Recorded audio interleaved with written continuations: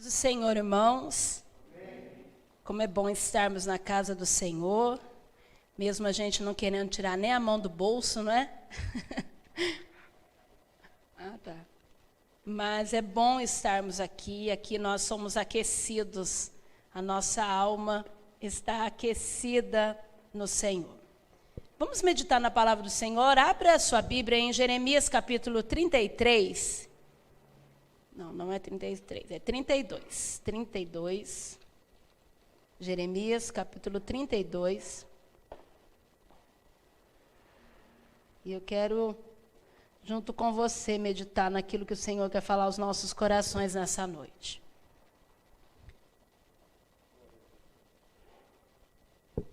Você deixa aberto aí e nós vamos entendendo a palavra nesse texto tão soberano, tão maravilhoso. No versículo 26, eu quero ler somente ele, depois nós vamos viver aí o contexto, que diz assim, ó: a palavra do Senhor veio a mim dizendo: eu sou o Senhor, o Deus de toda a humanidade. Há alguma coisa difícil demais para mim? Esse texto de Jeremias, capítulo 32, nos conta a respeito de uma compra que Jeremias faz em um tempo de pura escassez, aonde ele vivia. Para entendermos, Jeremias era um profeta do Senhor, um homem totalmente devotado ao Senhor. Fiel à palavra que recebia do Senhor, ele proclamava ao povo tudo aquilo que o Senhor lhes direcionava. Ele proclamava a condenação pelos pecados de Judá, que condenou Jerusalém à destruição e o seu povo ao exílio, mas ele também profetizava ao povo a restauração. Era um homem que era fiel naquilo que ele ouvia. E pelo fato dele declarar, de profetizar ao povo, tanto notícias que ao povo era ruim, que confrontava a vida de pecado, ele não era muito bem visto pelo povo de Israel, pelo povo de Judá, e nem mesmo às vezes pela sua família e pelos seus amigos. Um homem que nos faz entender e perceber ao lermos o livro de Jeremias, tanto Lamentações como Jeremias, que era um homem também que, mesmo sendo esse homem de Deus, com fé, com devoção ao Senhor, era um homem também que enfrentava suas lutas interiores, seus conflitos. Você lê no capítulo 1 que quando ele é chamado por Deus, você observa o quanto Jeremias tinha um complexo de inferioridade, não se sentindo capaz a fazer aquilo que o Senhor estava lhe dando como ministério. Ele sofre no decorrer do entendimento com a traição de seus amigos e seus familiares. Então ele era um homem comum como eu e você, enfrentando as circunstâncias e as dificuldades do dia a dia naquela terra em que havia tanto pecado, havia tanta situação que não agradava a Deus. Houve até momentos em Jeremias, no capítulo 20, no versículo 7, que ele questiona a Deus. Pelo fato do povo não ouvir a sua mensagem, ele questiona se ele não estava sendo iludido pelo Senhor dentro daquele ministério. Ele questionava o propósito, às vezes, do seu ministério, demonstrando impaciência quanto ao cumprimento da palavra que ele profetizava. Algumas vezes ele até orou por vingança, para que o Senhor fizesse vinganças aos seus imponentes. Mas mesmo sendo ele tão humano, ele continua demonstrando no decorrer da leitura o quanto ele era um homem de fé, e em tudo você vê Jeremias orando e colocando diante do Senhor as suas situações e orando pelo povo. Nesse contexto do livro de Jeremias, ele está dentro de uma situação onde há uma devassidão, há uma situação de caminho onde o povo está indo em direção ao exílio, a perder a sua terra. Você vai observar desde o início de Jeremias que ele começou a profetizar lá no reinado de Josias, um rei íntegro, um rei que restaurou. E no 13º ano desse rei, ele começou a profetizar. Durante todo esse reinado, Jeremias já vem condenando a injustiça, a idolatria, advertindo contra a falsa segurança que o povo achava que vivia, que estavam seguros, mas na verdade estavam caminhando em direção ao pecado. Quando Josias morre, então começa a reinar Jeoacás, o seu filho. E esse reinado, quando você vai lendo o texto, você percebe que ele durou apenas 3 meses, porque esse rei, Jeoacás, filho de Josias, não aceitou pagar impostos a Faraó.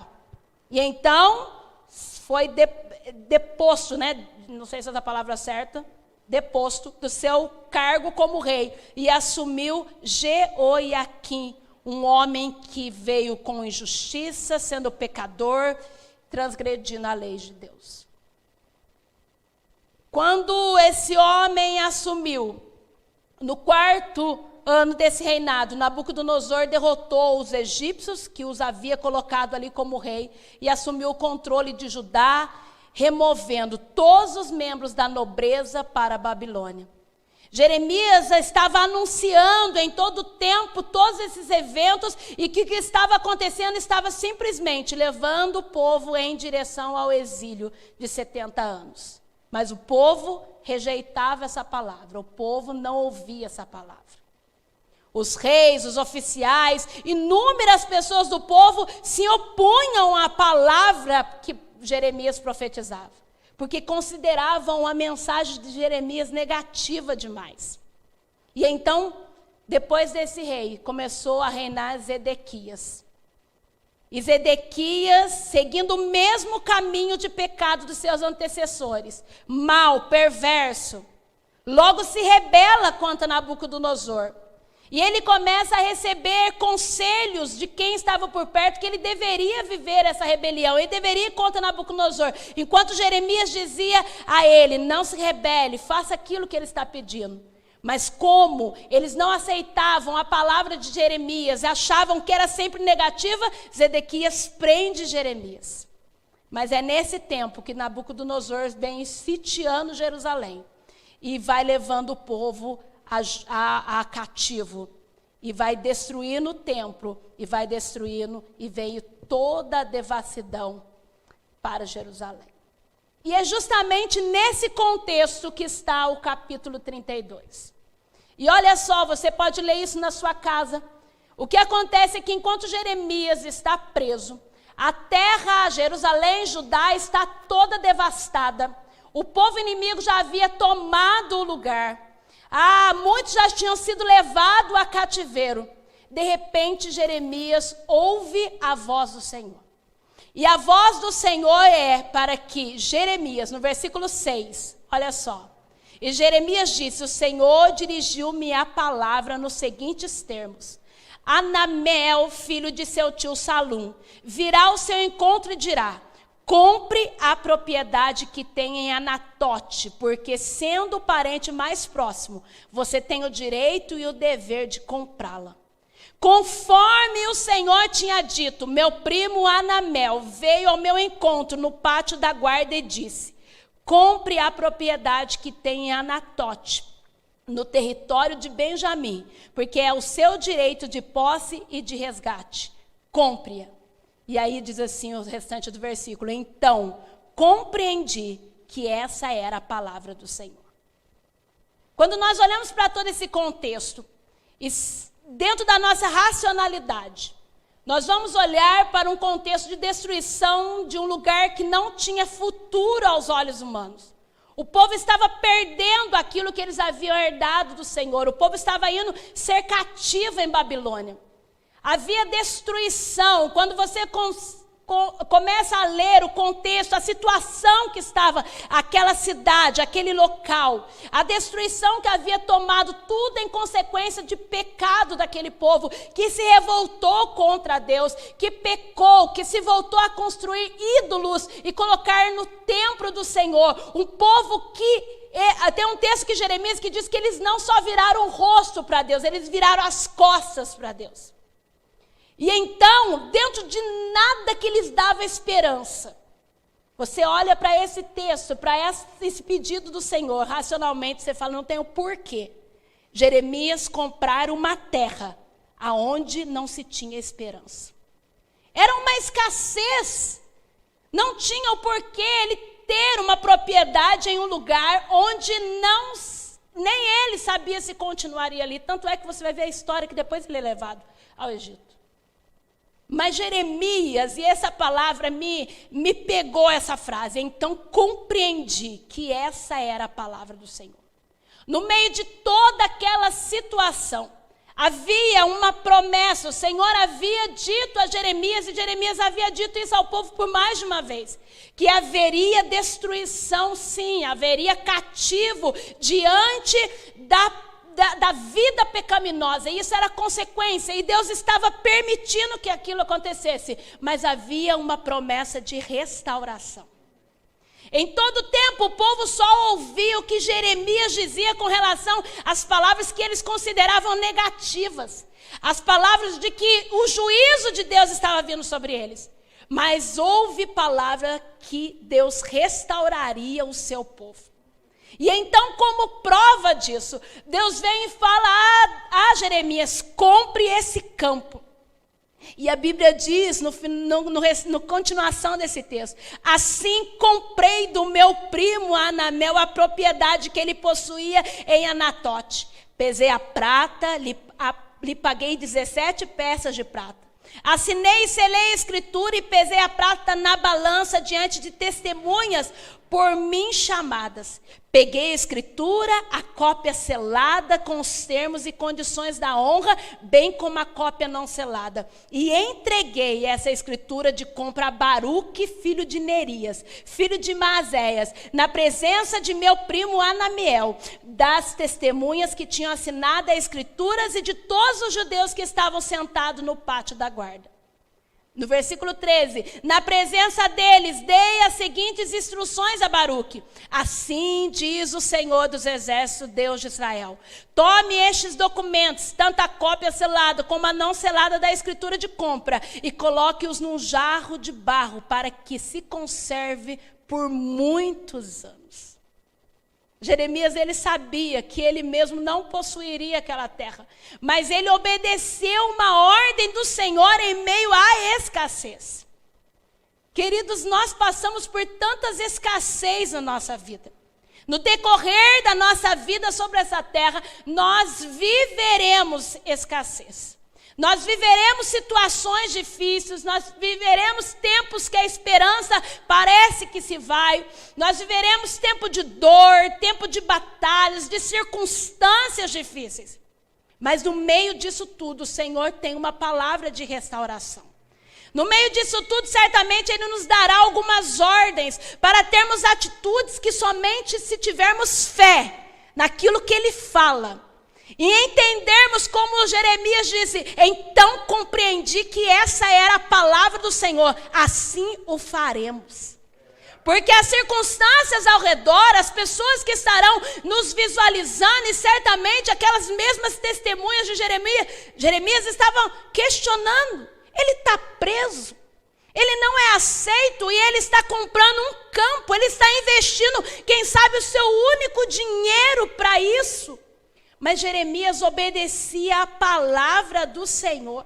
E é tão lindo e tão marcante que após Jeremias fazer isso, a Bíblia vai contando que depois, no versículo 16, depois que entreguei a escritura de compra a Baruque, filho de Nerias, orei ao Senhor.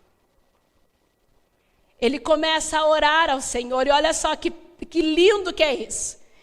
Ah, soberano Senhor, Tu fizestes os céus e a terra pelo Teu grande poder e por Teu braço estendido. Nada é difícil demais para Ti.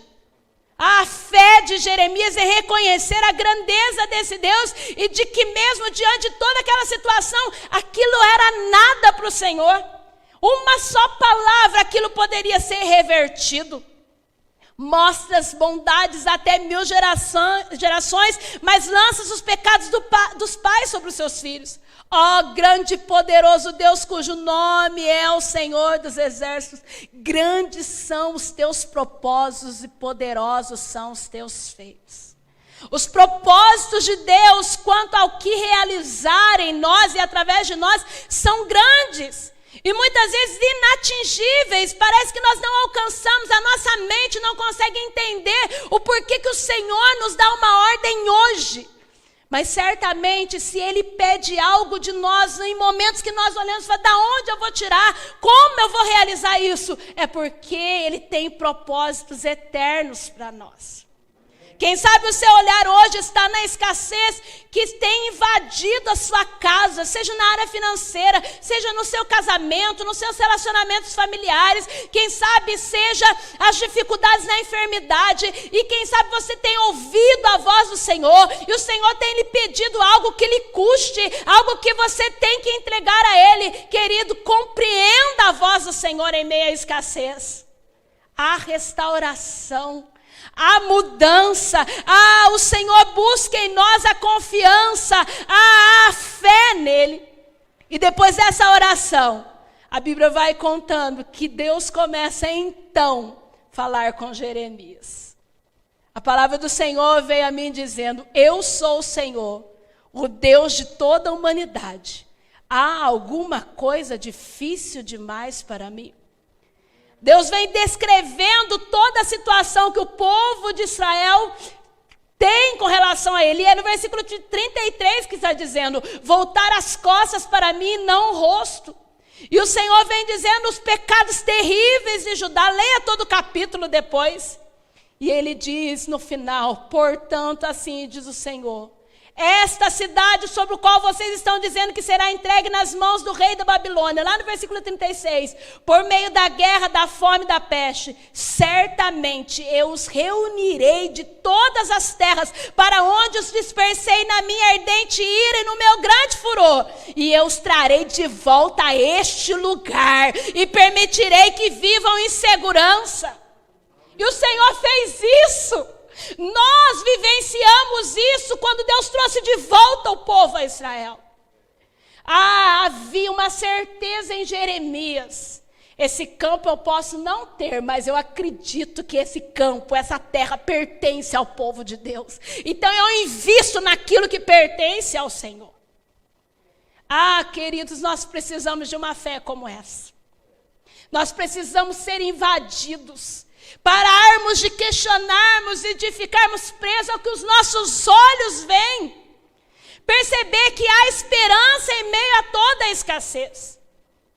Eu me lembro que há alguns anos atrás, acredito que uns 10, 12 anos atrás, quando nós viemos embora de Cachoeira Paulista para Caçapava, nós compramos um terreno em Caçapava. 2015? 15 anos. Nossa, gente. Mano. E então, queridos, nós havíamos conquistado a nossa casa em Cachoeira, nós estávamos morando na nossa casa em Cachoeira Paulista, a casa própria, há 1 ano e pouquinho. E o Senhor nos tirou de Cachoeira e trouxe para Caçapava. E então nós viemos com a mentalidade de que vamos comprar um lote, porque nós não queremos viver do aluguel. Até então eu nunca tinha pagado aluguel. E viemos e começamos a construir, alugamos uma casa bem em frente à casa que nós estávamos construindo. E ali começamos a construção e de repente, foi passando alguns dias, nós percebemos que aquilo não era para acontecer. Percebemos que o bairro não era para nós criarmos nossos filhos. E então nós nos mudamos para um bairro mais para o centro de Caçapava. E aquele lote ficou lá parado. E o tempo foi passando e de repente nós percebemos que nós começamos a ficar endividados. A circunstância, a escassez começou a chegar, pagar aluguel, só o Johnny trabalhando. Nós precisamos comprar um carro, porque nós tínhamos o escortinho, o dia que estava frio, assim, não pegava de jeito nenhum, gente, porque era frio demais, era álcool. E nós não conseguimos sair, era uma luta, uma batalha. Nós precisamos trocar de carro. E aquilo começou a sugar a nossa vida financeira.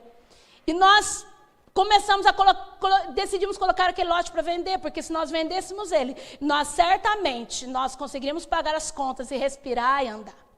Eram dias difíceis, era dia com as crianças pequenas, escola e tantas coisas que sabemos. Passado algum tempo, tentando vender e nada, e nós oramos, Senhor, só um milagre. E de repente, um dia eu estou em casa, cuidando das minhas coisas, e eu ouvi a voz do Senhor. E o Senhor me disse, Luciane, pega esse lote e doa para a igreja. Quando eu ouvi aqui, eu falei, Senhor, eu devo estar com fome, eu devo estar com algum problema, mas eu não estou ouvindo. O Senhor repetiu as mesmas palavras. Eu falei, Senhor, então eu preciso conversar com o Johnny. Será que o Johnny vai entender isso? E aquilo foi me consumindo durante alguns dias. Eu orando. E até que um dia eu parei e falei, amor, eu preciso falar com você algo que está me consumindo. Ele falou, olhou para mim e falou, fala. E eu disse a ele o que estava acontecendo. Ele respirou e falou, glória a Deus que você falou isso, porque Deus havia falado isso comigo também. E eu estava preocupado em comentar com você. Falei, então faremos o mais rápido possível.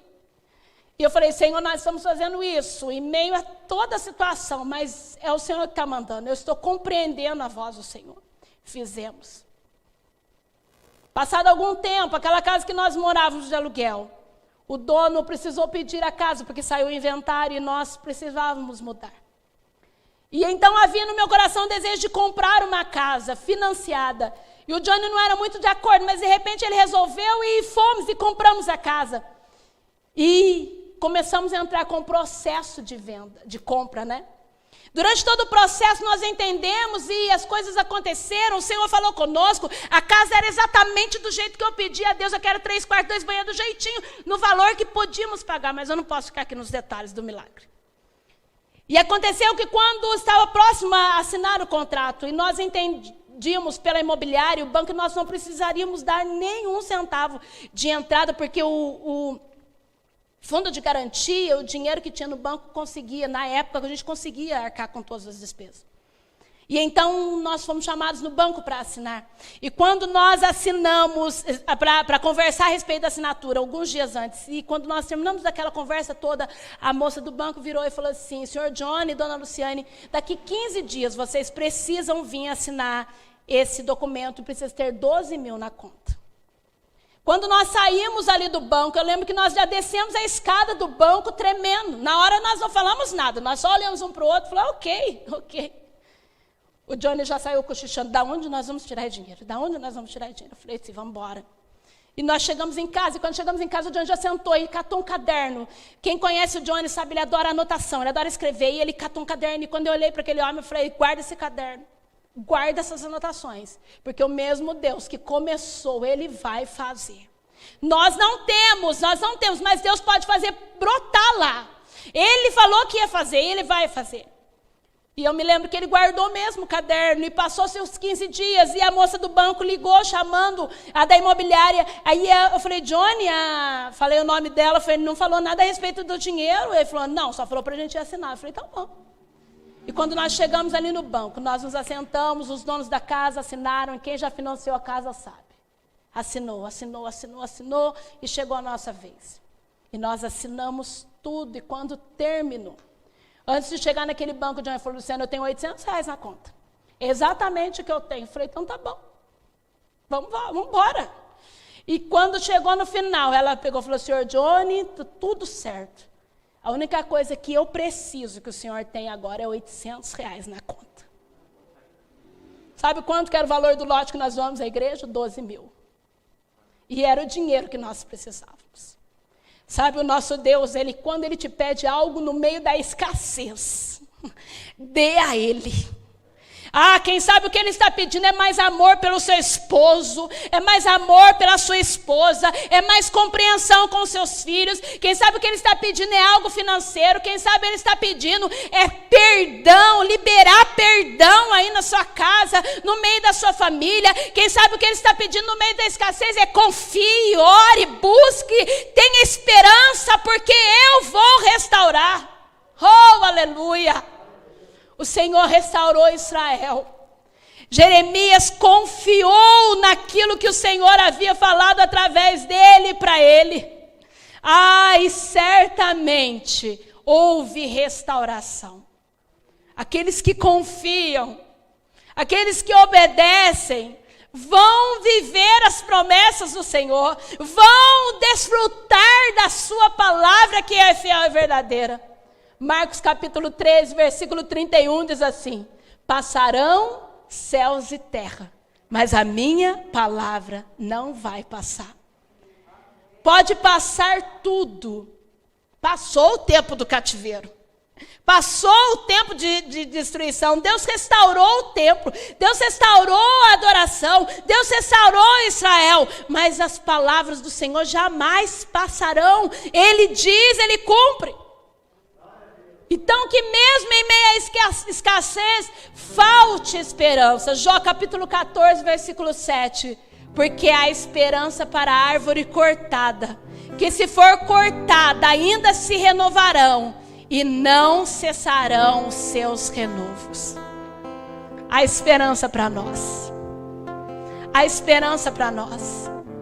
Que nós estejamos compreendendo a voz do Senhor, a ordem que Ele nos dá, porque certamente nós alcançaremos dEle a restauração, a promessa cumprida. Oh, aleluia! Vamos cantar? A esperança para o ferido, como árvore cortado, marcado pela dor. Ainda que na terra envelheça a raiz, e no chão abandonado seu tronco morrer.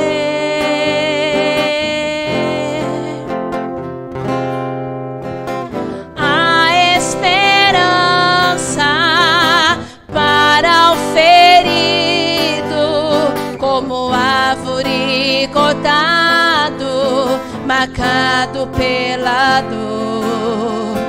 Ainda que na terra envelheça a raiz, e no chão abandonado seu tronco morrer. Há esperança pra você, ao cheiro das águas brotará,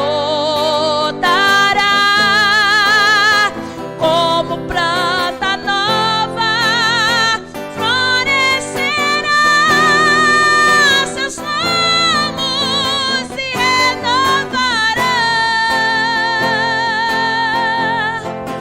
não cessarão os seus frutos e viverá. Senhor, ajude-nos a ouvirmos a Tua palavra e crermos, Senhor, porque nada há difícil para o Senhor. O povo não ouviu o que o Senhor dizia, porque eles estavam presos às suas próprias circunstâncias. Mas Jeremias creu, Senhor. Jeremias creu, Senhor, que havia um milagre a acontecer. Senhor, Jeremias creu, Senhor, que o Senhor tinha restauração. Jeremias ouviu e obedeceu.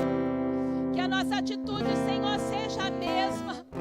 Que as escassez que nos rodeiam, que nos afetam, Senhor, não tire de nós a fé que temos em Ti. Que tenhamos a atitude de